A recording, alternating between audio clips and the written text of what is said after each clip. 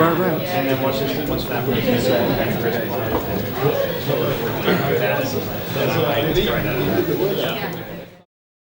So, I actually developed this in conjunction with a colleague, Joel, who is from Belgium. So he's really happy that they've got the third best football team in the world. We've only got the fourth, so he was quite pleased about that. And Joel came up with this idea. He's a service engine, a service SE, and he had a customer who had a field service use case. They sell big projectors, big cinema-sized projectors, and every so often you have to send engineers out to fix those big projectors, and they all look quite similar. They're all sort of black and very similar looking models. But they'll have different components that you use to fix them, different lenses, different lights, different components that are made to fix them. So he came up with this idea, what if we could give the field service engineer an app where we could use Einstein image recognition to recognize the model and then overlay information about that projector in real time using augmented reality. So that was Joel's crazy idea that he came up with. And I had just done a course on augmented reality when Joel asked for someone to help him. I stupidly said yes, I would help. And that's how the whole project came about. So it was a real customer use case. And to be honest, I just wanted to build something fun. And Joel had the serious side of the work to do. I like showing this slide because a lot of what I talk about when I talk to customers about using our platform to build apps isn't stuff that we actually sell. So we don't sell augmented reality glasses or virtual reality glasses. IoT means something different to us than it does to other companies, and you're going to see some more on IoT later. But when you think about what's really trending today in IT and what people are really interested in, then things like vision prediction and object detection are things that we can do with our Einstein Vision AI technology. But then you've got lots of noise around things like blockchain, and blockchain has lots and lots of uses and can interact with Salesforce and data that you store in Salesforce in lots of interesting ways. Obviously, you can't see an IT presentation today without the words artificial intelligence and machine learning in there somewhere. And you'll all be aware that we have our Einstein platform that is our AI layer and what we use to do machine learning. And then location and beacon-based services as well. And mapping in general, geolocation. Big data, so analytics and how we analyze data we have on our platform. Voice user interfaces. So who's got an Alexa or a Google Home or an Apple? Yeah, so lots of people. I have one at home. I have one of each. Who's a bit of a nerd.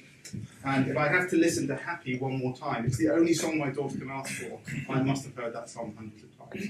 But so they're becoming very popular, this whole concept of voice user interfaces. We haven't quite seen it leave the home yet and come into business, but I think that's a matter of time before potentially we'll start seeing some interesting services delivered where we work as well as what we have at home.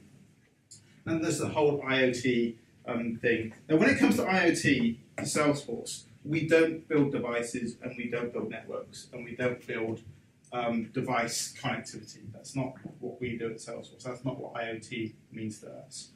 What IoT means to us is that you've probably got data in Salesforce about a customer, about products they own, about service calls they've made, about marketing information you're going to send out to those customers. That's all context. Now, they may just have a device that you know about in your Salesforce instance. So if we're receiving events from those devices, we can attach all that great data that we have about those customers. We can give it context, and we can make intelligent decisions and come out with intelligent actions based on who that customer is, what contract they have with you, what devices they own, and what sort of interactions you have with them. And that's really what IoT means to us. It's about that contextual data that we store in the platform. And then we've got two subjects that I quite like, augmented reality and virtual reality. Anyone got a virtual reality headset at home, or Oculus Rift, or PSVR, or a couple of you? Anyone used any AR apps? Any Pokemon Go players in? Yeah, so Same people. But these are technologies that now becoming mainstream. I mean, Pokemon Go was an amazing success. I don't know how many people played that globally, but it was ridiculous. And that was an example of AR doing something different. I never quite got it, but lots of people did. And actually, lots of my friends got quite fit from playing Pokemon Go, so it did have a good side to it as well. And then, of course, smart devices, right? So, hands up if you've got a smartphone. Surely everyone in the room, right? So, when you leave the house in the morning, you'll grab your smartphone, you'll grab your wallet, and you'll grab your keys. if you forget your wallet and your keys, you probably won't bother going back for them, but I can guarantee you'll go back to your smartphone. In 3 years' time, 4 years' time, you'll only need your smartphone. Right? With things like Apple Pay, Google Pay, smart locks, smart cars, we're not going to need keys for much longer. We're not going to need wallets for much longer. These devices are pretty much. I travel up from Brighton on the train, and you can guarantee that 90% of the people in that carriage are looking at their smart device. They're either reading their news on it, they're getting, they're consuming books, or they're trying to work out why they can't run a train service. But everyone will be looking at the devices and using them constantly. Now, the demo that I'm about to show you uses a combination of these. So I use the smart device. I'm using an iPad Pro for this particular demo, running Apple's AR kit. To do some augmented reality. We'll show some voice user interface stuff if we get to that part of the demo, actually using this stuff built into iOS. iOS has fantastic speech recognition, and you can use it in any demo you ever give for Salesforce on an iOS device. And it's nothing that we've done, it's an iOS feature, but customers love it. And machine learning, which is the Einstein Vision. So I will be capturing an image and then sending that to Einstein Vision. Einstein Vision will be classifying that image, sending it back into the platform, and then we'll put some data based on that image that comes back from Einstein Vision. So I'm pretty sure everyone in this room knows what augmented reality is, right? So it's the concept of blending a computer image over the real world in a way that leads you to believe that that image could potentially be part of the real world. So it's not new, it's been around for a long, long time, AR. It's just now we're getting technology in consumer level devices that can deliver realistic 3D AR experiences. So if you look at what Google are doing with AR Core and what Apple are doing with AR Kit, it's now part of the operating systems for the phones that we all have. If you look at companies like Unreal and Unity with their games development engines, they support AR and VR, actually, pretty much everything that they do as well. So it's now available to pretty much everyone, and you can deliver some really interesting applications with it.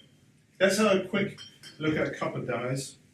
These are more just fun demos that give you sort of an idea of the sort of things that we can do with AR. So this one I quite like because I get to point the camera at you guys instead of me the whole time. So this is called Air Snapshot. So what I can do is I can take a picture of you and it stays in space. And then I can take pictures of everyone here, and then I can go back and I can look at my pictures that I've taken of the group. I can even do some quite funky patterns with this. And you can do some interesting things with AR just using a very, very simple app like this. So this is written using AR Kit, and it's probably about 40 lines of code to develop something like that using Apple's AR Kit, because the iPad and AR Kit are doing most of the work here. So the iPad is using its sensors to determine how I'm holding it. So it's using the accelerometer and the gyro inside to detect movement. But what it's doing in real time is examining the picture. So all of you are being examined by the AI inside the iPad, and it's looking, and it's using that data to create a map. So it knows how it moves when it moves. It can also do really clever things, like determine the light level that is entering the camera. And it can light the 3D objects based on the amount of light that there is in the room. So if you turn the lights out, the objects will dim. So it's doing all of that in real time. That's all being provided by AR Kit. So that's a very sort of simple, fun example of an AR app. The other one that has an application is this concept of being, again, this is an Apple demo that is refusing to open. Never work with children, animals, or technology. So this one will sense a surface. So it's now sensed the floor. And then I can add my fridge, my little desktop fridge here. I can now add a big version of this to the room and then position it wherever I want to get an idea of what a piece of furniture would look like in a room. Anyone see the IKEA app? Yeah. So IKEA do this for your home. If you want to buy some furniture from IKEA, you can see what it's going to look like in the space before you purchase it. And again, that's a very sort of simple use case of this AR technology. But pretty impressive considering this is all just standard built into iOS now, right? You just need an iPhone 6 or better or the latest iPads, and all of that technology is available to you as developers. And it's a pretty easy framework to use, actually. It's not very difficult. That's all well and good, but what does that have to do with Salesforce, right? So we'll get on to that. So we set out to achieve something, to be honest, it was just a bit cool, relevant, and exciting, but it would show customers that Salesforce is not just a CRM system. So I've worked for Salesforce now for 3 years, and I come from a developer background. I didn't want to work for a CRM company, and I don't work for a CRM company. I would argue that Salesforce is no longer a CRM company. We obviously do CRM, but it's not just what we do anymore, right? So I joined the platform team, and the platform is all about development and building applications on top of the platform. It just happens that one of those applications we built is a CRM, and one of those applications we built is a service cloud, and one of those applications we built is a community cloud.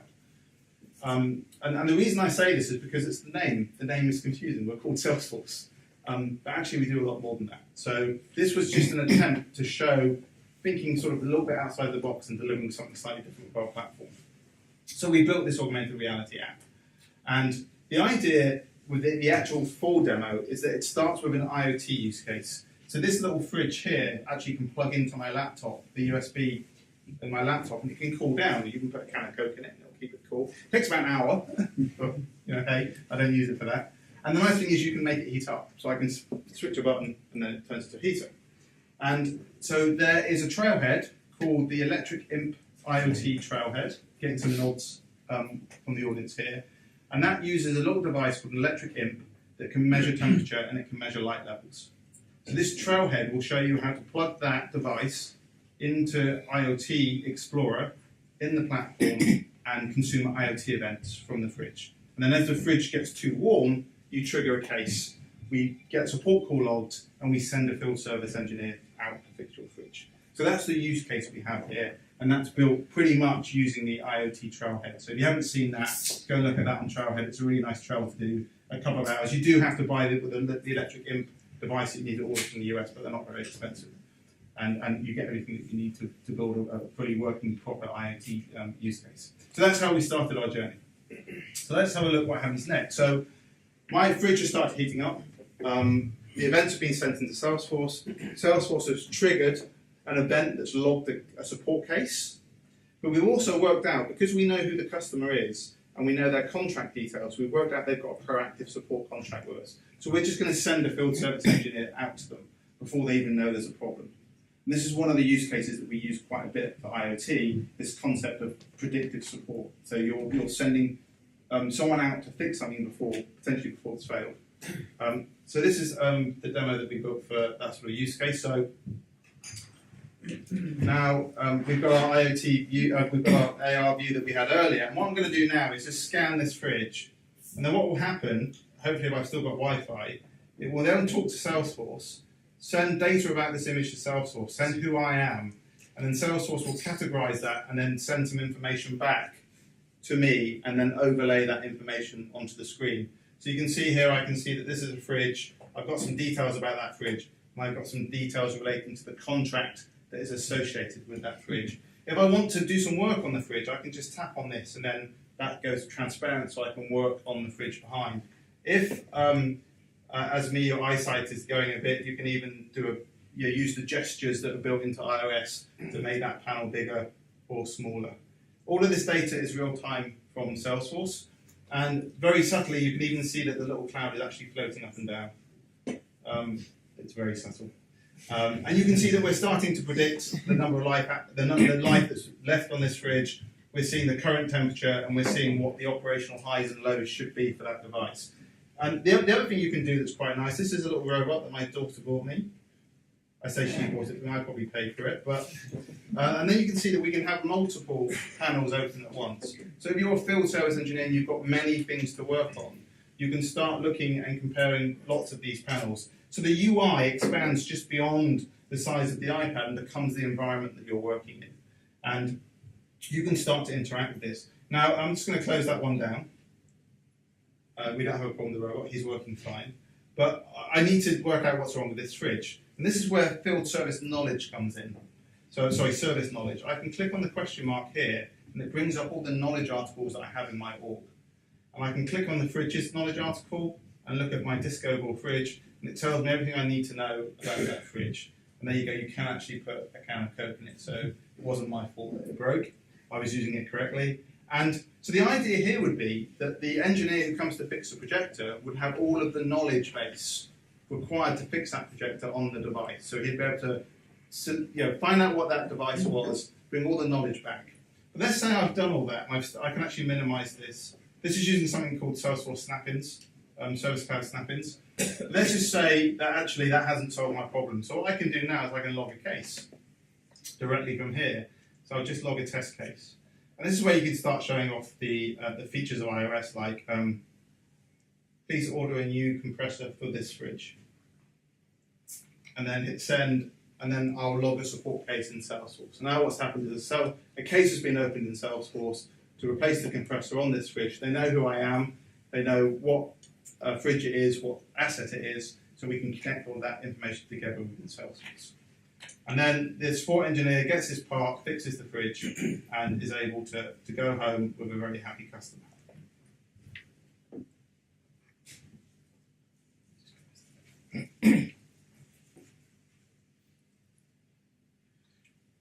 So from an end-to-end point of view, you have two journeys here. You have the journey the device takes. So fridge overheats, sends an event into Salesforce.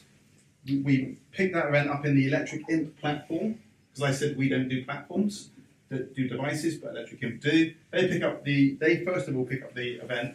They decide whether that event is a critical event that needs to be delivered to Salesforce. It is in this case, so they deliver the event to IoT Cloud. We execute some rules. You'll see this later on in the demo that's coming up next, actually.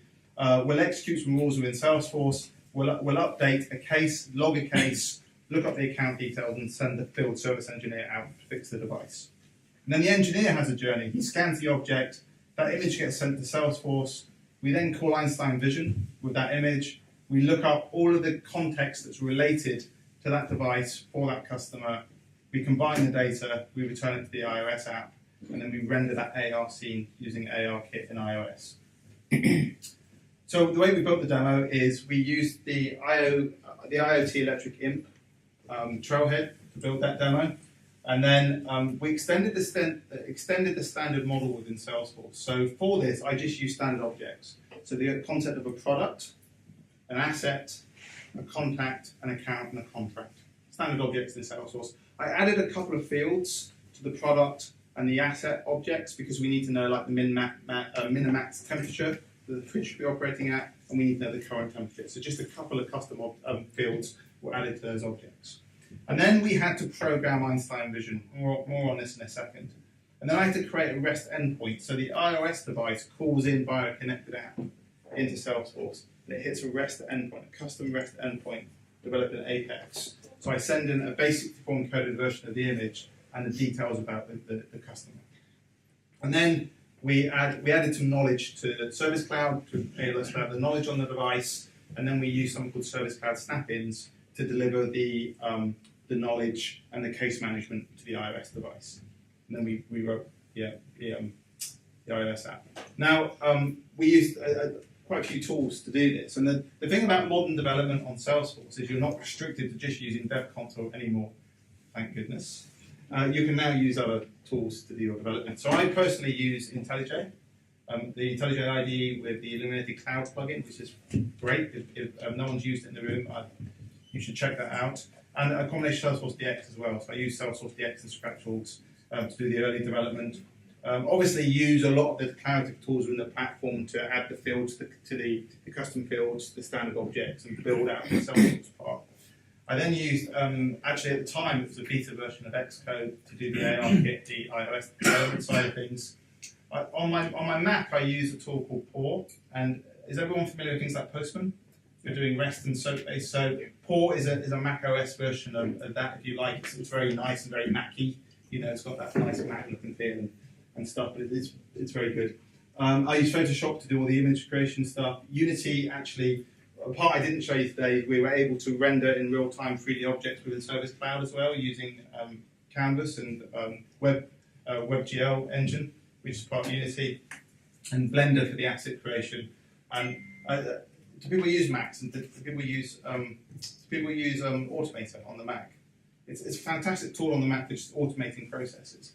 So when you need to, one of the things you have to do in iOS when you develop an app is you have to create about 15 or 17 versions of the app icons and the launch screens, and Automata will do all that for you at a click of a button. So it's well worth having a look at.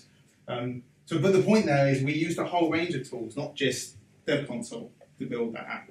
And that's a good message to give out to people, because developers like to be able to choose the apps and the tools that make them most productive. So we're not constricting them. Obviously, we use the electric ink platform, which if you do the trailhead, you'll see all the information on that. But what this platform basically does, it receives an event from the device, and then it runs a piece of code. You have some code running on the device and some code running in their platform, and it's able to marry those two events together using the code that's in its platform, and then you can tell it to call the Salesforce endpoint with the platform event. And then we used IoT Explorer to receive that event and then create the case and send the field service engineer using some simple rules. And then Schema Builder, I'm sure you're all familiar with Schema Builder, to build the schema that we used, or extend the schema. And then we used Einstein services, which is the vision detection part. So you can program Einstein to recognize images. And you create something called a data set. And a data set has a set of labels in it. And those labels are really the things that you want to identify. So in my case, I wanted to identify the fridge and the robot. So I create two directories on my Mac, one called fridge, one called robot, and I fill it with images. And those images will be images of the robot and images of the fridge. And actually what I do is I take a 10-second video of the thing that I'm looking for, and then I use Photoshop to splice that video into about 100 images.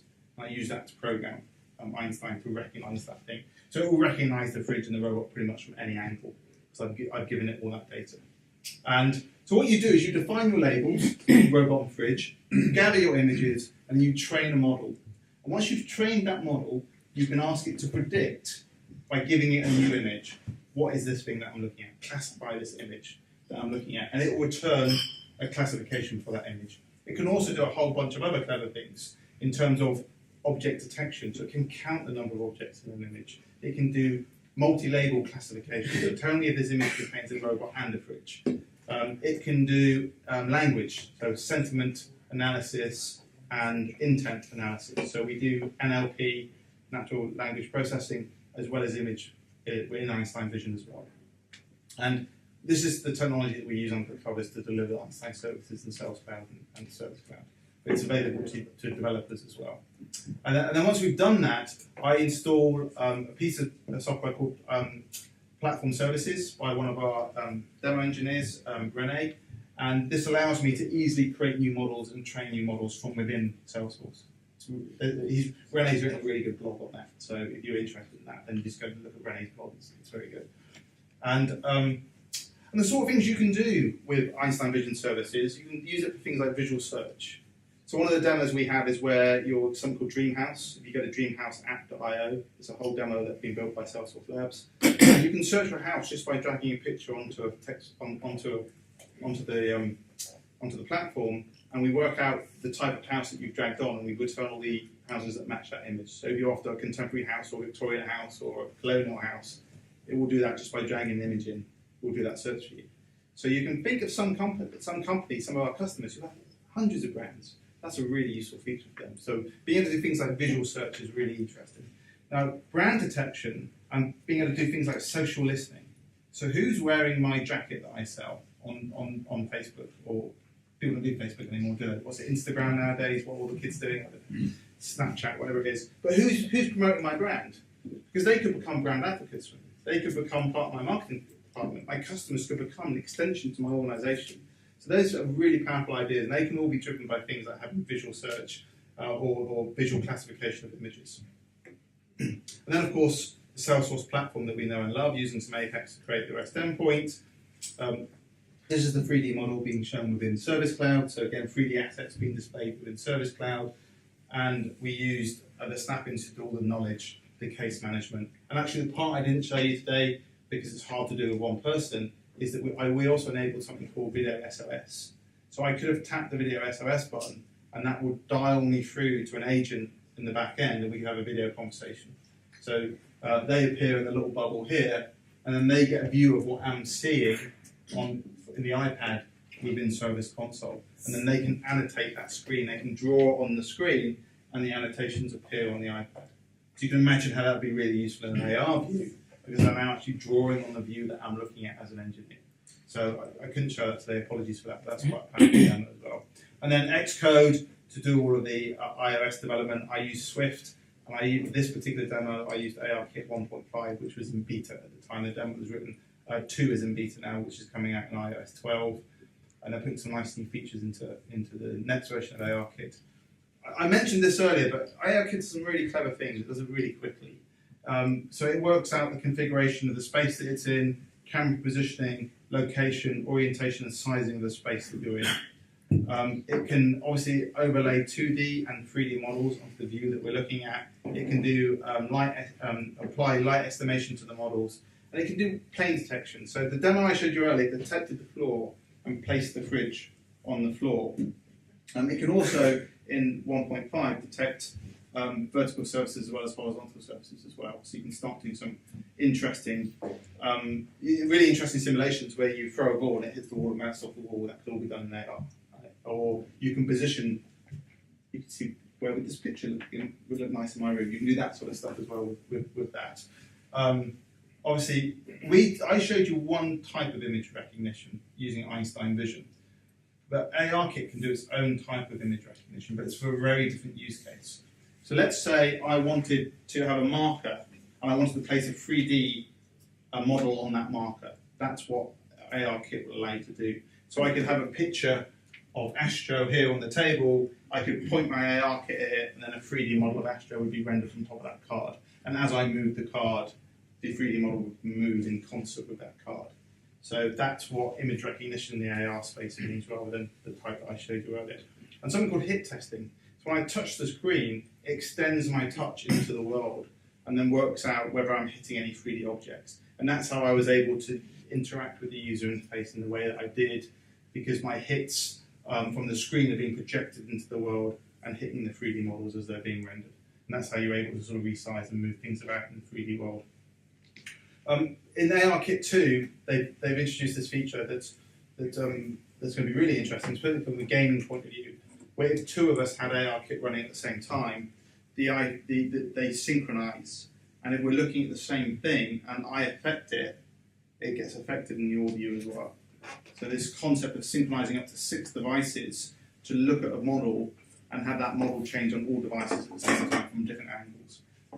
If you didn't see the keynote that they did for iOS 12, take a look at that, because they've got a demo of that running and it's really impressive. And that's when you start to get really shared immersive AR experiences, which I think we're going to see some really cool stuff around. In terms of people, real world people that have done stuff like this, IKEA did the product placement app that I mentioned earlier, so you can see what does a chair look like in my room before I buy it. BMW did the same thing with cars. What's this BMW going to look like in my driveway? It's a BMW, it's probably going to look pretty good. But the other thing you can do is you can spec the car out with your leather interior or whatever, and then you can sit inside the car virtually and see what your exact configuration is going to look like before you buy it.